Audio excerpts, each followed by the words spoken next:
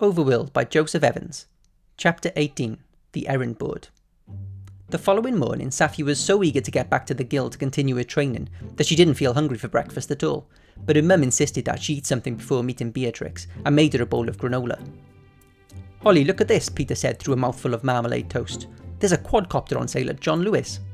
He slid the brochure he had been reading across the kitchen table and Holly glared at it.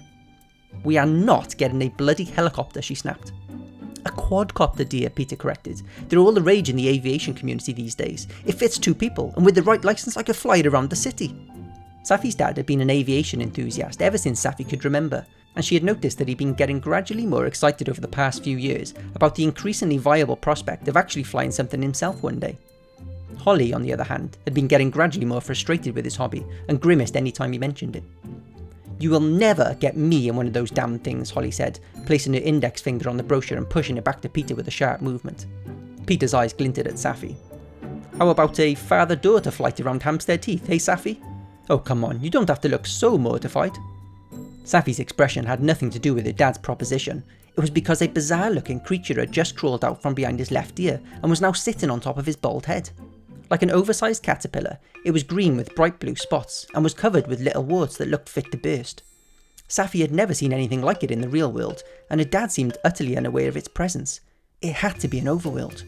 "Scan," Saffie blurted out. Peter narrowed his eyes. "Excuse me, dear," he said. "Scan what?" It had come out like a reflex. Said Saffie. She tried to think of something to explain it. Anything. "Scan, as in Saffie can?" "Saffie can," her dad repeated, his expression blank. "If anyone can, Saffie can. Scan. Woo!" She knew it didn't make any sense, but she hoped it was enough to put her parents off the scent that she was playing a video game. She read the text that had appeared next to the creature. "Globbergrub, a poisonous pest that can cause severe vomiting if accidentally eaten." Saffie guessed that defeating it would probably only provide her with a minuscule amount of general experience, but it was there for the taking. Could she really afford to waste the opportunity when she was so desperate to reach the experience level she needed to be able to perform the counterspell on Dax? "Saffie, stop staring at your father like that," said Holly. "It's rude." "Stay still, Dad," said Saffie, ignoring her mum and trying to think how she could kill the globbergrub.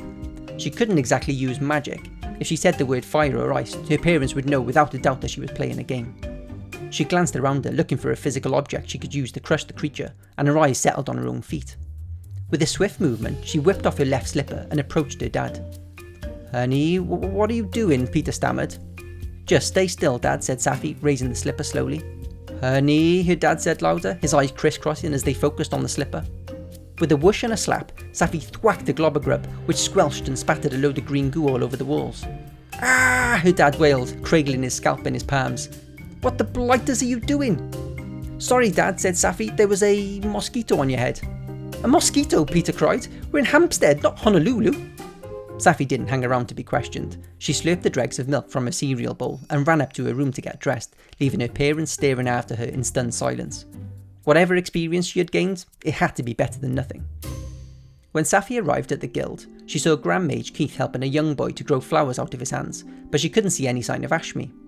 As a lily sprouted from one of the boy's upturned palms, Keith patted him on the back and walked to meet Saffie halfway down the hall. "Saffie, I'm afraid Ashmi had to attend to a group of guild members who got stuck chasing a logger out into a marsh," he said, "but she tells me you're quite the trainee." Saffie felt her face blush a little. "In fact," Keith continued, "she thinks you're ready to undertake your first errand. I trust Ashmi's judgment on these things, so if she thinks you're ready, I believe you are ready." Saffie wasn't sure if she was ready, but she was certainly eager to get out into the wider game and begin gaining some proper experience. "Come with me," said Keith, and led Saffie to a wide, ornate board that adorned the leftmost wall of the main hall. Saffie didn't know where to look as there was so much text, but Keith mercifully directed her attention to a column on the far left which was labelled Apprentice Errands. Underneath were dozens of requests including defeat 3 Ridgeback Rotters using ice magic, locate 5 hidden runes using reveal magic, make 4 sapling soot seeds sprout using grow magic, and destroy 6 creeper vines using fire magic.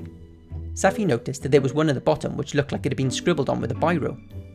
"Get rid of a wicker-wisp from my garden with any magic. Urgent." "I don't usually allow members of the guild to create their own errands," said Keith, "but Mrs. Turtletop threatened to bludgeon me with one of her prize-winning turnips if I didn't help her find someone to get rid of the pest. I've never been the biggest fan of turnips." Underneath this, there were 3 errands illuminated with a green glow. Each of them had a name next to them. Active. Bind 4 scallyrags using bind magic, Philip Peters. Active. Destroy a loft lurker using physical magic, Hang Wen. Active. Conjure a crate of crab apples using illusion magic, Sanjeev Singh. As Saffie scanned them, a tick etched itself next to the bottom one, then the listing disappeared completely. Ah, Sanjeev, my boy, said the Grand Mage, beaming. Didn't think he had it in him. The poor lad tried casting that spell over 100 times last week, and the only thing he managed to do was turn his own feet into kippers. Ah, this one might be of interest to you, Saffie. Saffie looked at the one Keith was pointing to. Calm 3 Yip Yaps using the placate spell. Yip Yap, said Saffie. Are they some kind of dogs? She was sure she'd heard her neighbour Alison call a chihuahua a Yip Yap once when he wouldn't stop barking at John the cat. Dogs, Keith chuckled. No, that would be quite the insult to dogs. Yip Yaps are devilish, demonic and downright irritated little things, I can tell you. We had an infestation of them at the guild last winter, trashed the potion store and pulled all of our Christmas crackers. By the way, if you'd like more details about the errand, all you need to do is tap it. Saffie pressed the tip of her index finger to the text, and a bunch more appeared in a floating box to the right of it. 3 Yip Yaps are running amok in Trafalgar Square, causing chaos and dismay for players. If you can stop their reign of chaos by placating them, you will gain experience in the following areas. General magic, mind magic. Not bad for an apprentice errand, said Keith, raising his eyebrows, and it's exactly the kind of experience you need towards gaining access to unburdened mind. But I warn you, Yip Yaps can be tricky to catch. Saffie didn't need any time to consider it. I want to accept, she said, feeling adrenaline flood her body at the thought of getting her first proper dose of experience. Excellent, Keith chirped. Simply place your forefinger to the text and hold it down for 3 seconds. Saffie did so and watched Attack of the Yip Yaps change to Active, Attack of the Yip Yaps, Sapphire Sparks. As the text glowed green and slid downwards to join the other active errands, Keith wished Saffie good luck and went to help a guy who had trapped his arm in what looked like a block of cement. Saffie turned to Acorn, who was trembling with excitement on her left shoulder, and she grinned. It was time to hit Trafalgar Square.